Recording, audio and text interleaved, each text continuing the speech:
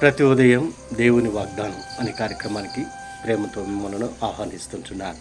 ఈ ఉదయకాల సమయంలో దేవుడు మన కొరకు ఏర్పాటు చేసినటువంటి వాక్య భాగము జకర్యా గ్రంథము 3వ అధ్యాయము 4వ వచనాన్ని ధ్యానించుకుందాం. జకర్యా గ్రంథము 3వ అధ్యాయము 4వ వచనాన్ని ధ్యానించుకుందాం. నేను నీ దోషమును పరిహరించి ప్రశస్తమైన వస్త్రములతో నిన్ను అలంకరించున్నాను. క్రీస్తునందు ప్రేమైన దేవుని బిడ్డలారా, ఈ యొక్క చదవబడినటువంటి వాక్యభాగంలో మనం గమనించినట్లయితే ప్రవక్తలలో ఒకడైనటువంటి జకర్యా ఈ గ్రంథాన్ని రచిస్తూ ఈ మాటలను మాట్లాడుతూ ఉంటున్నాడు.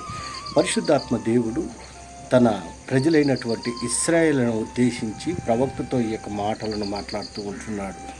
మరి నేను నీ దోషములను పరిహరించి ప్రశస్తమైనటువంటి వస్త్రములతో నిన్ను అలంకరిస్తున్నాను.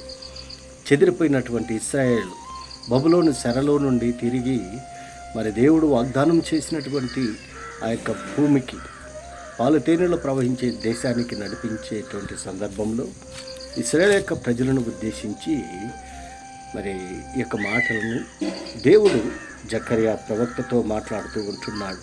మరి ప్రశస్తమైనటువంటి వస్త్రములు మనం గమనించినట్లయితే క్రొత్త నిబంధనలో మరి తప్పినటువంటి కుమారుడు తన తండ్రి వద్ద ఉన్నటువంటి ఆస్తినంతటినీ మరి తన భాగాన్ని తీసుకొని పరదేశము వెళ్ళి సమస్తాన్ని పోగొట్టుకొని చివరికి తినుటకు ఆహారం లేక తన తప్పును తాను తెలుసుకొని తిరిగా తండ్రి యొక్క గృహానికి బయలుదేరినటువంటి సందర్భంలో దూరంగా ఉన్నప్పుడే తండ్రి కుమారుణ్ణి మరి గుర్తించాడు. కుమారుని పట్ల జాలి పడ్డాడు, కుమారుని పట్ల ప్రేమ చూపించాడు. తదనంతరము తన సేవకులకి ఆజ్ఞ ఇచ్చి ఆ పాత బట్టలను తీసివేసి ప్రశస్తమైనటువంటి వస్త్రములతో తన కుమారుణ్ణి అలంకరింపచేసి మరి ప్రేమించినట్లుగా మనం చూస్తుంటున్నాం. అదే రీతిగా ఈ తెప్పిపోయినటువంటి మలినమైనటువంటి ఇశ్రాయేలీలు వారికి ప్రశస్తమైనటువంటి వస్త్రాలు ధరింపచేస్తానని మరి దేవుడు ఆజ్ఞ ఇస్తూ ఉంటున్నాడు. వస్త్రాలు మరి రక్షణ వస్త్రాలుగా ఉంటున్నాయి.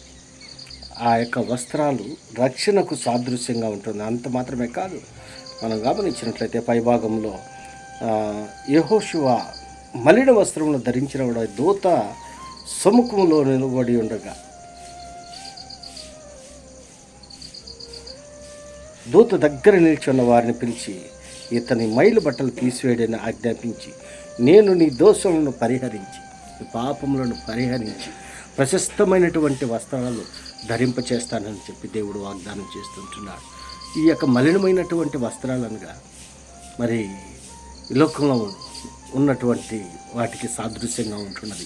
అనగా జీవపుటము, నేత్రాశ, జీవపుటము వీటన్నిటికి కూడా మలినమైనటువంటి వానికి సాదృశ్యంగా ఉంటున్నది. ప్రశస్తమైనటువంటి వస్త్రాలు రక్షణకు సాదృశ్యంగా ఉంటున్నది. క్రీస్తునందు ప్రేమైన దేవుని బిడ్డలారా, ఈ ఉదయకాల సమయంలో ఈ మాటలు వింటున్నటువంటి నీవు నేను మరి మలినమైనటువంటి ఆలోచనలు, మలినమైనటువంటి వస్త్రాలను ధరింప చేసుకొని జీవిస్తూ ఉంటున్నాం.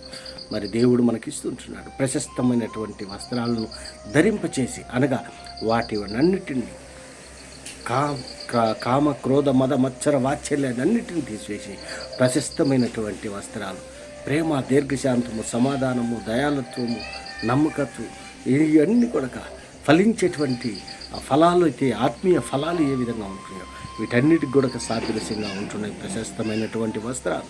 ఆ వస్త్రాలను ధరింపజేస్తారని దేవుడు ఇస్తూ ఉంటున్నాం. మరి దేవుడు ఇచ్చేటువంటి ఆ యొక్క ప్రశస్తమైనటువంటి వస్త్రాలను ధరింపచేసుకునేదానికి, స్వీకరించేదానికి, పొందుకునేదానికి నేను సిద్ధంగా ఉండాలని ఈ కొద్ది మాటల ద్వారా నేను హెచ్చరిక చేస్తుంటాను. దేవుడి యొక్క మాటలను మరి ఎక్కువగా మీకును మీ కుటుంబాలకు దేవుడు ఆశీర్వాదకరంగా మార్చునుగాక. ఆమేన్.